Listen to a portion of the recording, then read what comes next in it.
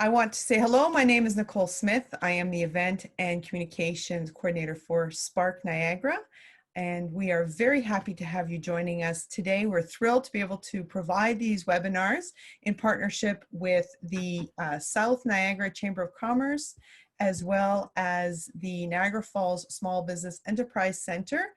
It's always a thrill to have great partners, and it's always a thrill to have great speakers. And today I am so excited to be introducing my colleague, Dave D'Angelo, who is going to be speaking to us about the mysteries, I guess, behind funding and all the lingo that goes with that and the whole bit. Especially if you're newer as an entrepreneur, it can seem daunting and overwhelming and confusing, but he is going to make it simple and understandable. Of that, I am sure. So without further ado, I'm going to hand it over to Dave. Just so you know, there will be time for Q&A at the end. Please feel free to write your question in the chat box, and we will ask them of Dave at the end. So go ahead, Dave. Thanks, Nicole. Appreciate it. Thank you, everyone, for joining today. So I'm just going to share my screen. And like Nicole mentioned, today we're going to really just talk about the various options of how you can fund your startup or really any type of business, growing business that you might have. What some of these terms mean that people may have heard, and really just try and take it at a very entry level. So we're going to do a really high level overview on these different topics, and I will leave some time for questions and answers at the end. So there's my email on there, ddangelo@sparkniagara.com. If anyone has any questions after this presentation, happy to answer any of them over email as well, or we can jump on a phone call later. But I work for Spark Niagara in Niagara Falls. I'm the Director of Strategy and Business Development, as well as the Niagara Falls Ryerson Innovation Hub program. A lot of my job is working with our different startups to ensure while they're part of our programs, they have a good experience and really helping bring in new startups to help build our Niagara innovation ecosystem. So I'll give a little bit about me first to start the presentation and what I've done in this industry, really just as an entrepreneur. So I owned a company called Trivium Industries that was founded in 2012. So I was fairly young when I started the business. And what the business did is we were a manufacturer of biodegradable containers for the beauty industry, health, as well as the specialty beverage. So we were in Welland, Ontario. We were one of actually the first companies in North America to manufacture biodegradable containers. What we did was we used plastics to make corn rather than traditional petrochemicals. We used corn to make plastics rather than traditional petrochemicals, and really had developed some unique IP around that in order to keep the shelf life of various products and make sure that they perform to the level so there's no leaky packaging on shelves and stuff like that. But the containers did biodegrade within 120 days at a compost facility, so it was much better for the environment. We had that business for 5 years.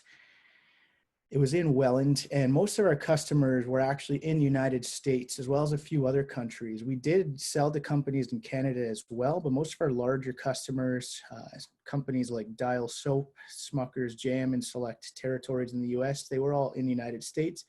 And then after our final year in business, we were bought by one of our competitors who really just took over the operation and is still operating it now. And really today, actually, we're seeing a lot more environmentally friendly containers. And so when I sold the business, I left that and I started to look at what new opportunities could I invest in different startups and not in different industries. So since that time, I've invested in a few different companies, one in a financial tech space, one in e-commerce, as well as one in medical.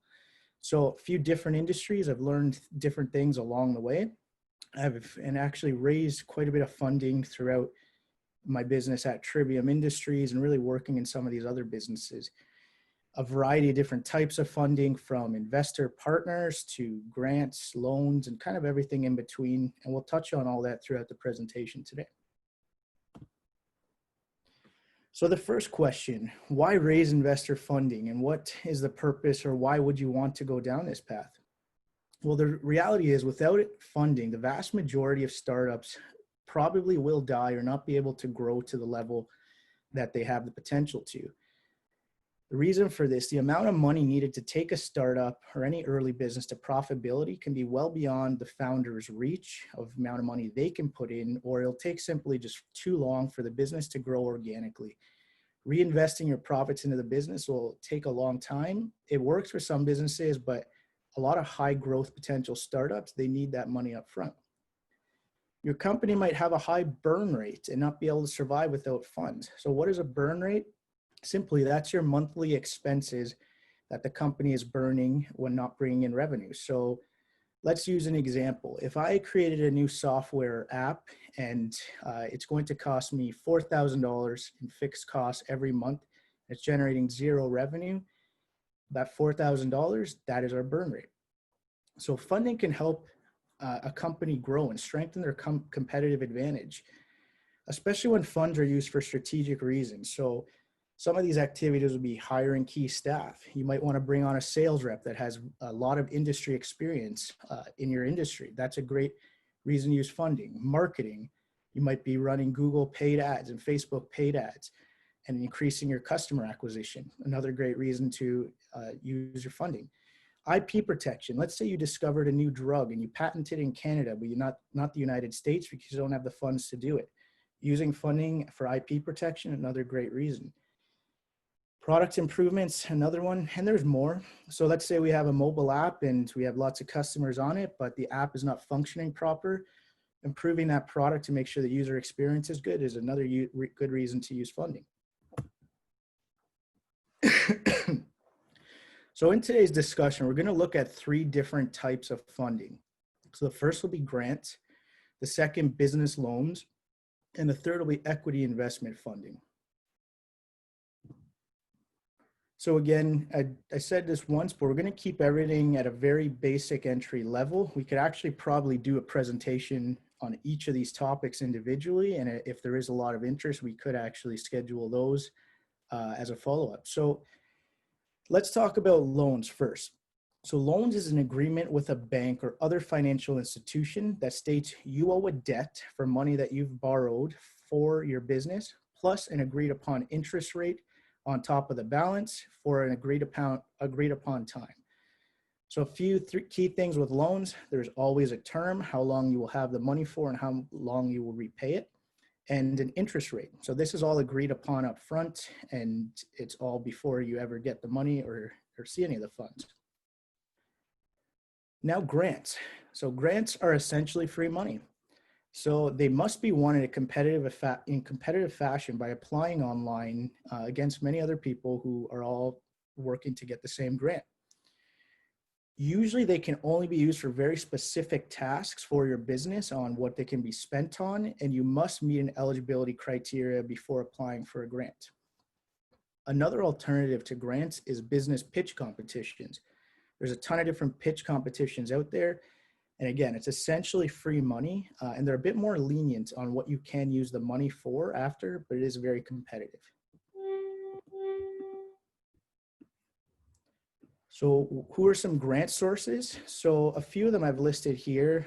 Government agencies is one factor. So you have IRAP, Ontario Centre of Excellence, FedDev, kind of a general statement with those. Most of those sources, they like your business to be a bit farther along. They would like to have some sales, probably 2 years of financial statements, maybe an employee or two.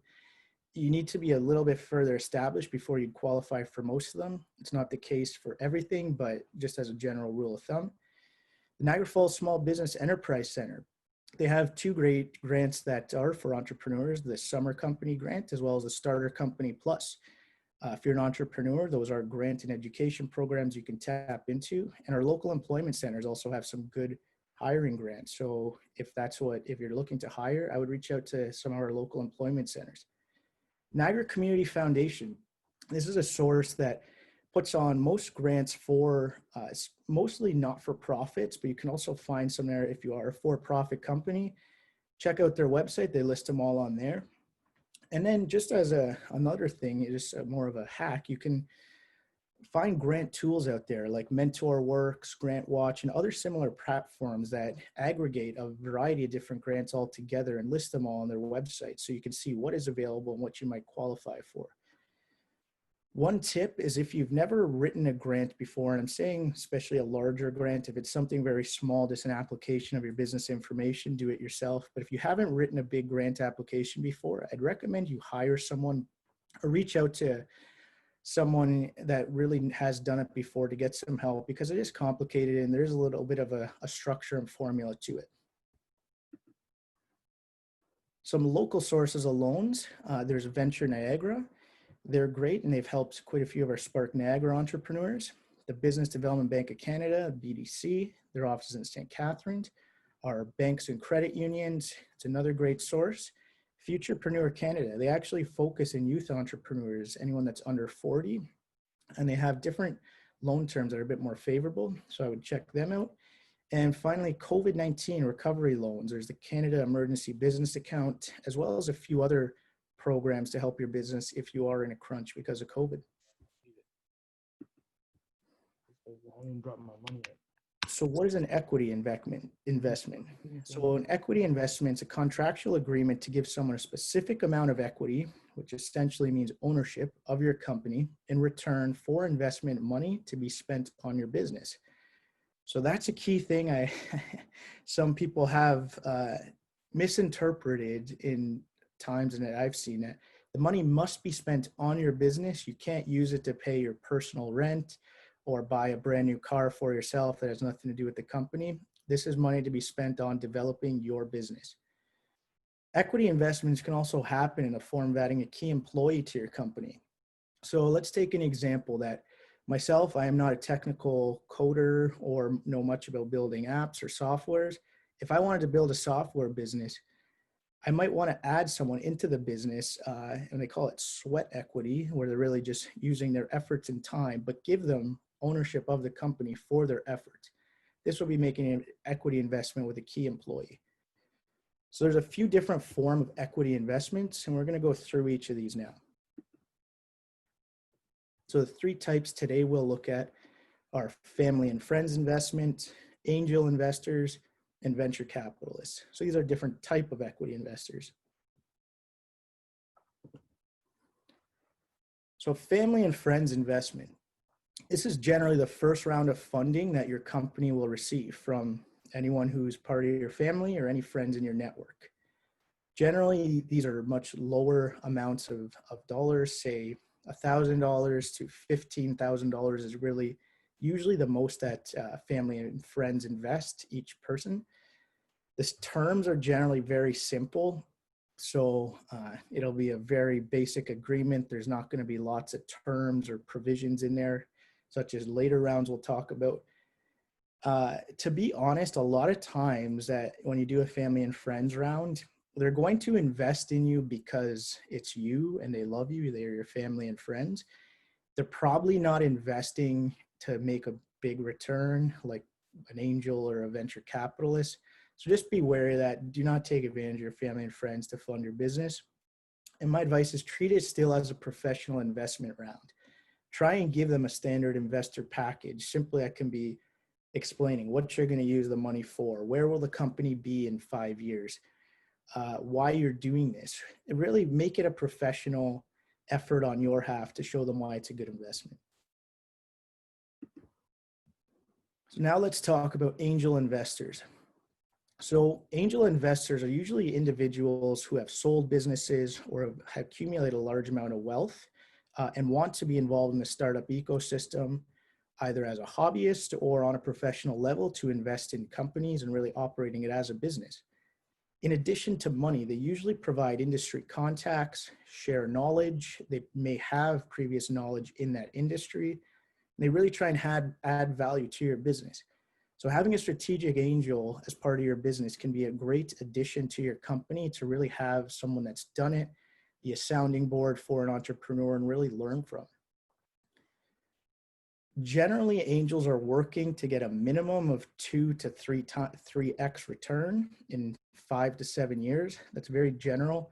It can be a lot higher, 5x return, can be shorter timelines, but that's kind of just a base starting point. Angels are the second form usually an entrepreneur goes through in their funding roadmap after friends and family. And there's many angel groups around where you can pitch to a large group of angels. So what an angel network is simply just a group of these angel investors that meet usually once a month.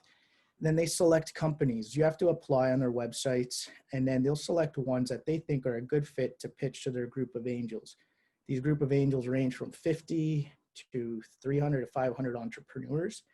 And a lot are industry focused. So some might focus in medical companies, or some might focus in agricultural companies.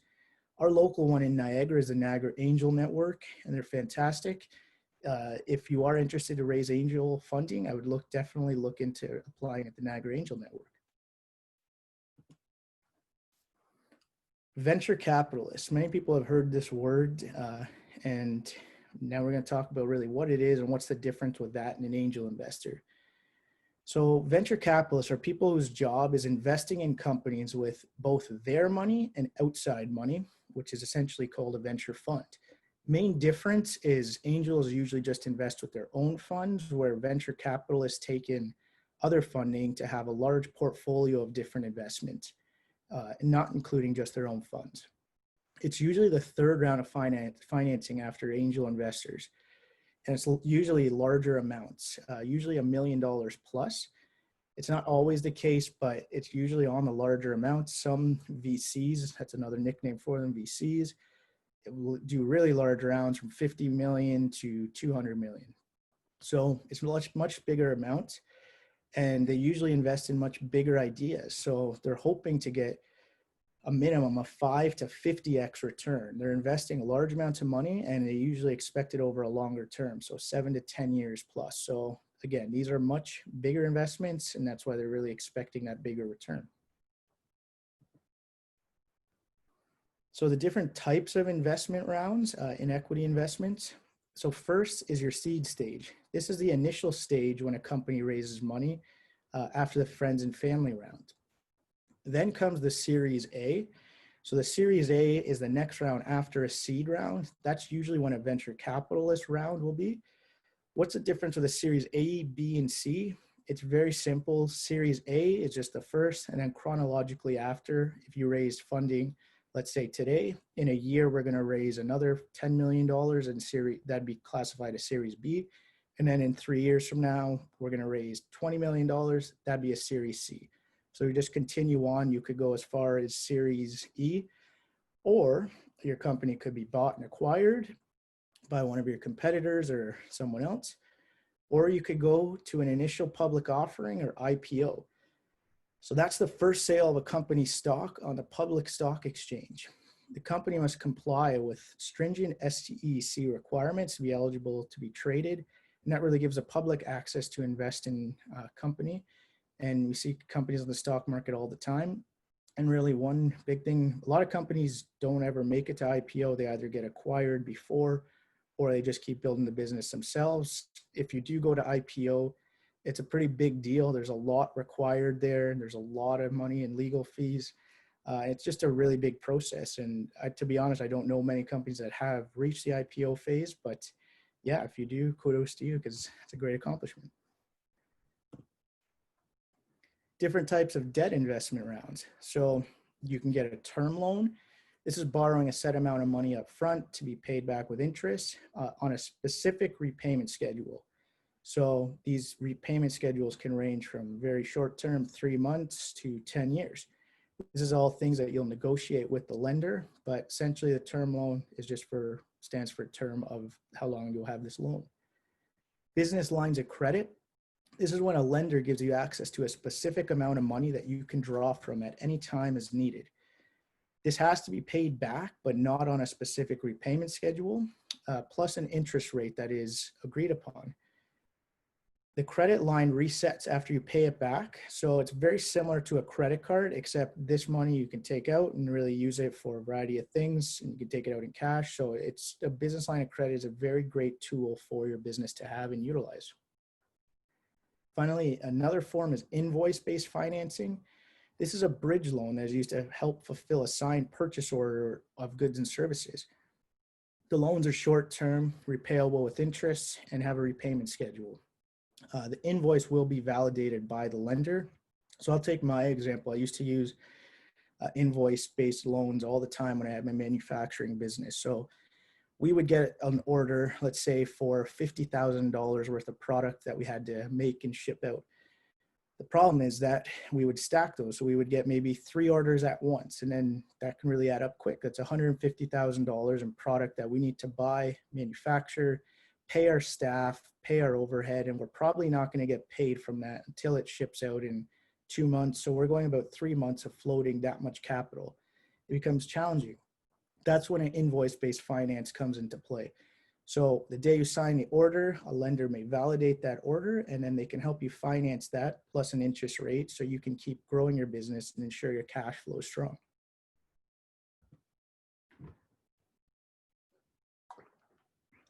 I'm going to talk about a few different types of equity investment deal types. So the first is a price round. A price round is an equity raise where investors buy shares of a company with a specific share price. So the share price is agreed between both parties, but it's probably the simpler form of the 2 versions I'm going to tell you. So simply a share price and an amount of equity that's agreed upon between both parties, and that's how you buy the ownership. The other type that is very popular is called a convertible note. A convertible note's a short-term debt that the company takes on that eventually will turn into equity. Typically when a new financing round happens or at a maturity date of the convertible note. So essentially the investor would be loaning money to the company, and instead of asking for an interest and principal payments, the investor will take equity in the startup at that maturity date. So generally convertible notes maturity dates are between 3 to 5 years or at a major event like a round of new financing.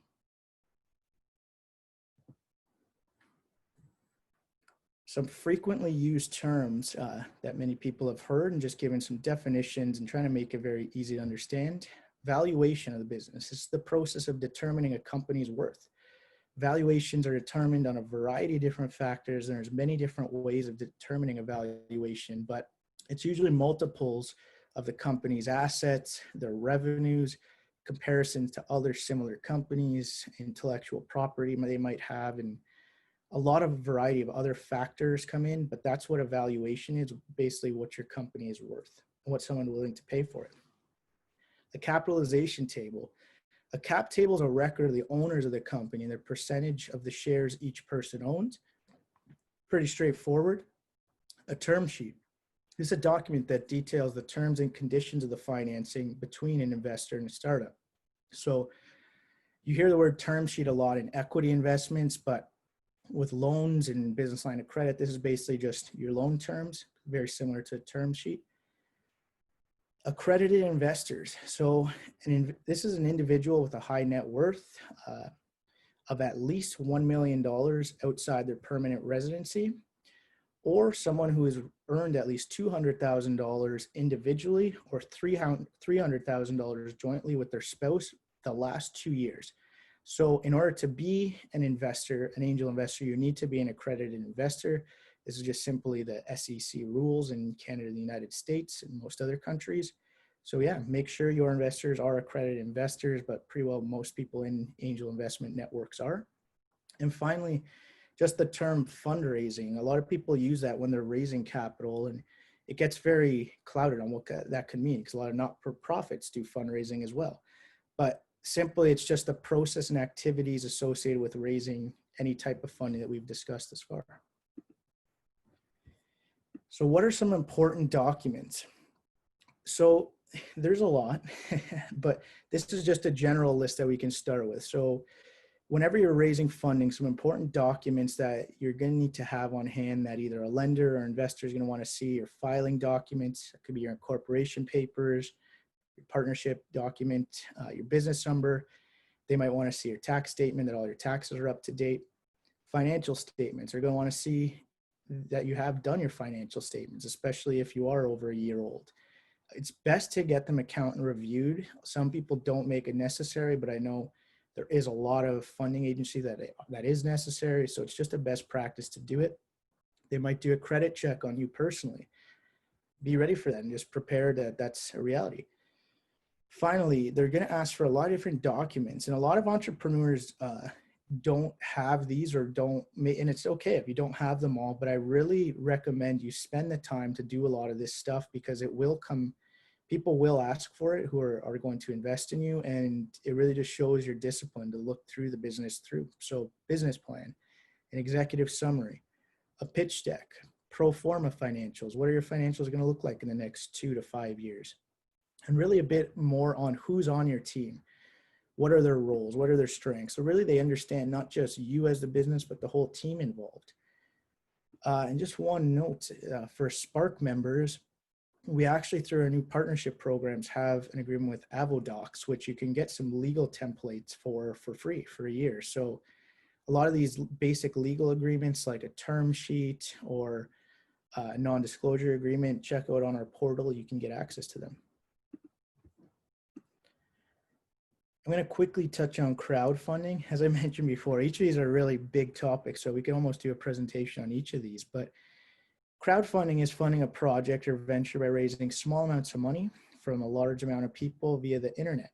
So 2 crowdfunding sites are Kickstarter and Indiegogo. Pretty well anyone can set up a crowdfunding campaign. You just have to make a good reason on why you think people should invest in your business. Usually they give some kind of incentive to the person. So let's say I built a new stereo and I wanted to raise money to help get the prototypes built and get it to market. I might include the first 100 people get a 50% off once it's ready.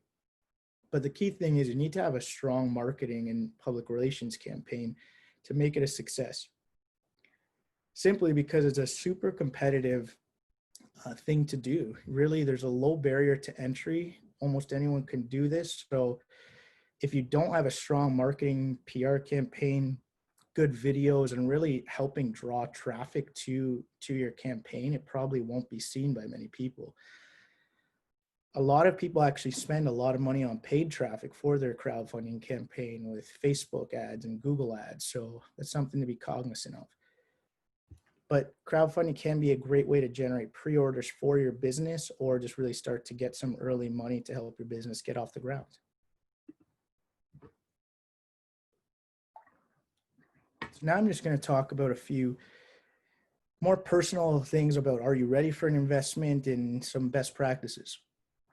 So you need to ask yourself before you go out to shop your business to a variety of business loan lenders, grants, or equity investors. Have you demonstrated that your business model actually works or that people want to buy it? Are you really able to, bring an investor a return? People don't invest. If I ask for $500,000 and you tell me in 5 years the business is going to sell for $500,000, no one is going to be an equity investor in that business because there's no return for them. You have to plot this out and think, what will the business be worth in 5 years, in 7 years? How is that investor going to get a return? How soon do they want a return? Or if you're going after a grant, what metrics are you going to track to really show the impact of that grant? Are you able to track all the metrics? So these are things before you go down the path of raising funding, make sure you really are ready as a business and that you feel confident that you will be able to drive a return to investor. And you actually have a concrete plan for what you'll use the funding for. They want to see that you've taken the time and the discipline to outline what you'll use the money for in the next 2, 5, 7 years. So make sure you spend the time and the exercise doing this so it shows how serious you are. One last reality, you now have a partner or a funder to answer to. So a lot of people forget this. An investor is not just usually going to write a check for $500,000 and you never hear from them again until the business is sold. They're going to want to hear from you. They might ask questions over email and you have to ask this. It's not your boss or a funder. They might ask you, why is your company doing this? You have to answer these people and they're now part of your team.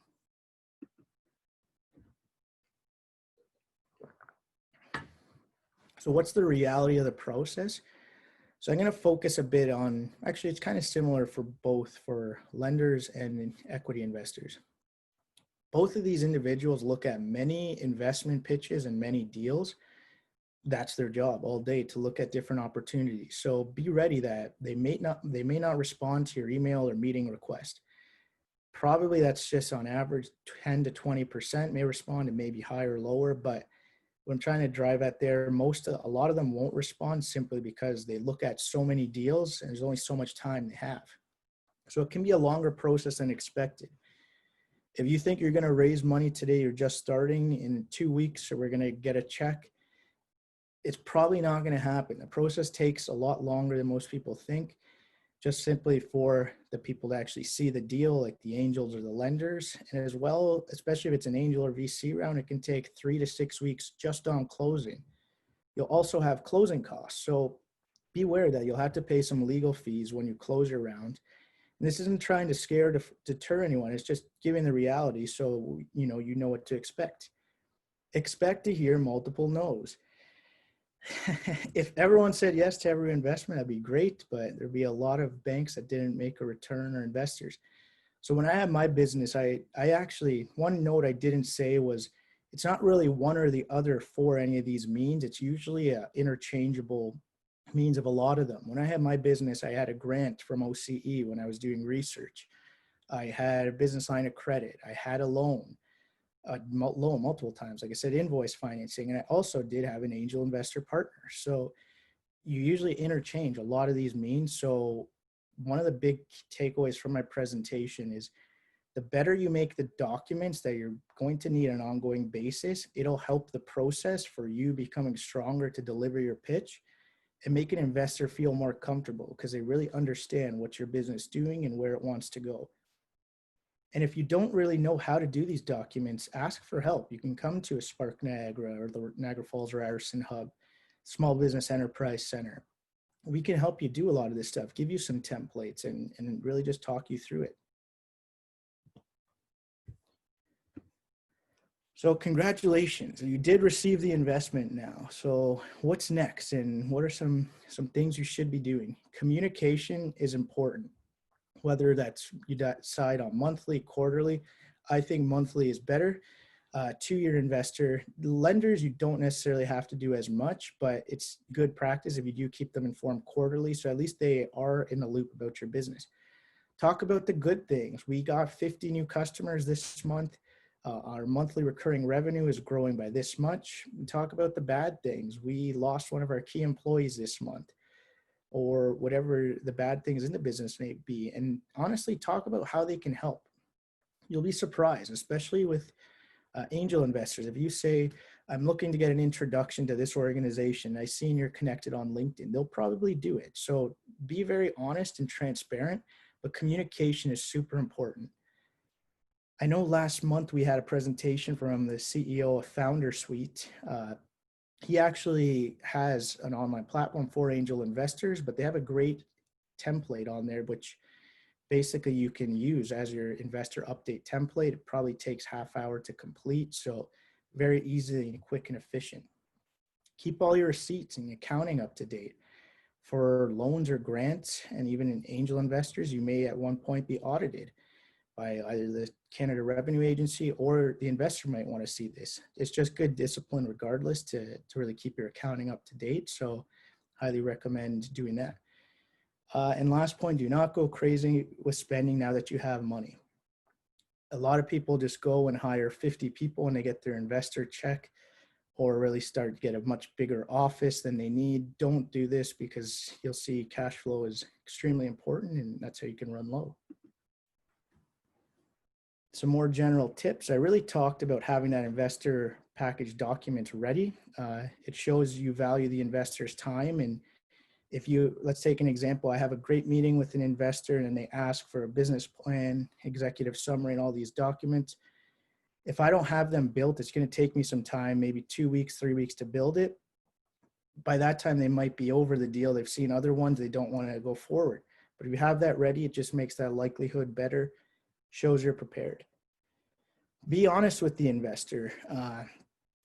A lot of the stuff, if you have bad credit, you had a bad breakup with a former business partner, or really anything, like, just be straightforward and tell them the truth, because as they dig deeper on due diligence, some of this stuff might come out. It's better just to be transparent and clear so they're aware of any of these items up front. It's not going to deter the process, it may, but at least it's really showing that you are being straightforward with them. When you do a presentation or in your business plans, don't use industry acronyms or jargon. be clear and concise. They might not have any idea what's a standard terminology in your industry. So just try and be very basic and straightforward in your terminology. Be persistent with outreach to leads. It's probably going to take many leads before you get a yes for investors. When I raised my first round of funding, when I had my last business, it took me 35 different pitches before someone finally invested. I honestly, at that time, did not know really much of how to do this process or what are some of these tips in here. And I had to learn along the way. And yeah, so doing it 35 times was a lot, but that's kind of the reality involved here. A big thing is be respectful if they're not interested. Don't burn your bridges with them. This is another example. As I said, I did it 35 times. Later on in my business, once we did get a bit more success, I actually went back to a lot of the same people I pitched to, and we ended up with a couple of them getting money from them. So don't burn your bridges, because you don't know when you'll come across them again. And finally, take this seriously. You're asking for an individual's hard-earned money, or a bank or lender is believing in you to run a business and start something and grow it. So it's not, a lot of what you see on TV. Here's a check for $1 million. Good luck to you. This is reality. So take this seriously and really appreciate the fact that you are using someone's money or their credibility here. They're believing in you. So here's some local Niagara sources for each of the items I talked about. There's venture capitalists and angels. So some of them are Trinity Capital International, the Niagara Angel Network, and the Equation Angel Network in Ontario. For business loans, there's Venture Niagara, BDC, Meridian, really any of your banks or credit unions. You can go for business loans and lines of credit with them. Government funding, the FedDev, Ontario Center of Excellence, and IRAP and the NRC. And as I mentioned, if you are looking to raise angel investor funding, Spark does have, again, a partnership with FounderSuite. So FounderSuite is a great way to find angel investors, create your investor templates. And we do, on our member portal, have a 40% off for a yearly membership of FounderSuite. They also have a free software. So if you want to just check it out, create a free account, and you'll see what it's all about. And that is really the basics of funding. So thank you guys very much. And now I'm happy to answer any questions. Wow. Well, that was a lot of information. Thank you so much, David, for doing this. I've learned so much, as I'm sure all of our attendees have as well. We do have a few questions that were sent in while you were presenting. The first one is from Tim Hauser. His question is, what kind of fees does someone usually charge to walk the steps and find the funding? And I just want to be clear, I'll stop the share here. So when we say, maybe Tim, if you can just be a bit more clear, when you say walk the steps, what do you mean by that and find funding? So I took myself off mute. So I would say when you're trying to get somebody to do your plan for you, yes. So that would be the first stage, right? So you'd have a fee for that. And then somebody finding either if they find you the bank loan, or they find you an angel investor or private funding, what would be the normal fees that they'd want to charge to do that kind of stuff? Does that make sense? That does. Thank you, Tim. So I would say usually the fee for that is around 5 to 10%. It really ranges and depends which consultant you're using for that, but there definitely is consultants out there where you can hire them, and then whatever the deal amount is, so let's say it's $100,000, they'll take 5% upon closing, so it'd be a $5,000 fee. Okay. And then when it gets into the millions, where do you see the change happening there? It just starts to shrink a bit, or sometimes they put a cap on it, like it'd be a flat fee, say $10,000 or $20,000 flat rather than a percentage. So it's kind of all, to be honest, up to you. Up for negotiation, but generally I don't think it's more than $20,000 to find investors at those bigger amounts like that. Okay, thanks. Okay, thank you. Thank you, David. There's also another question from Expert VR. So I don't know which one of the two is actually here. But the question is, where is a good place to find grant writers, and what are the average fees that you have seen? Great question. And actually, too, I'm going to also ask Nicole on this because Nicole's a great grant writer. But so I've seen a few different fee structures for grant writers, everything from $500 to $1,000, depending how big the grant is. It can be a little bit more, but they also usually take a percentage of the grant if that's allowed. So let's say it's a $100,000 grant, they might take a 5% percentage if the grant is won. Places I can find, you'd find them, at Spark Niagara, we have access to a few grant writers, people that do this for hire.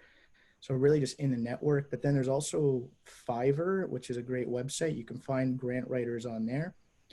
That's kind of, yeah, the two places I would look for those. Yeah, absolutely. Nicole? The second one you said, sorry, the second one you said is called Fiber, Fiber? 2 R's on the end. That's correct, Tim. Yeah. Yeah, there's people who do it independently, absolutely. Some of their fees can be something like $20, $25 an hour. And others, they do a flat fee. I think the general practice is hourly, simply because depending on the kind of grant that you're looking for, it could take many, many hours with regards to that. And when it comes to grant writing, just so that you're aware, grant writing it's a long-term decision thing. So it'll take, from 3 to 6 months before you hear anything, whether, yay or nay.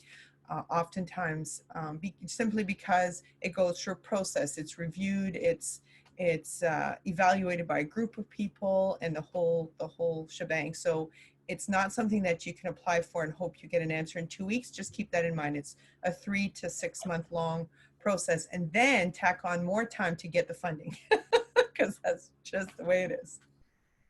100%. Yeah, I see Drew's comment. Definitely, we can connect you with some of the grant writers that both are on our team and that we've worked with externally. We know a couple, so happy to do that, Drew. And then a question from Evan. When vetting grant writers, what would we look for? Number one, show me some examples of past grants that you have written and the process you did on those. I would actually, if I was choosing, like to see the physical grant they wrote to see what's their writing structure like and their style. But I think really if they have any relevant, like similar grants that they have done, that'd be a key factor for me. Mm-hmm. For sure.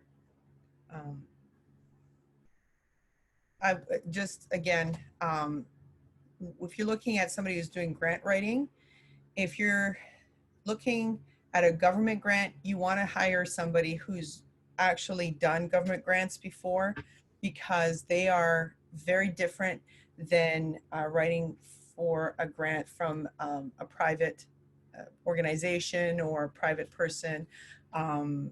So yeah, government grants are very challenging to do. So you really, really want to invest your money in somebody who's got the experience behind them for that, simply because there's language in there that is complicated, and you almost have to, as a grant writer, try to think of how are they thinking, what are they looking for, and how are they speaking, so you can speak their language to get them to keep reading. No, I totally agree with Nicole. And that's kind of why one of my tips was, if you've never done that before and you want to really go after a large grant, it probably is better to hire someone if you can afford it, just because it is a bit of an art and a unique way to write it. Absolutely. Are there any other questions from our attendees here today?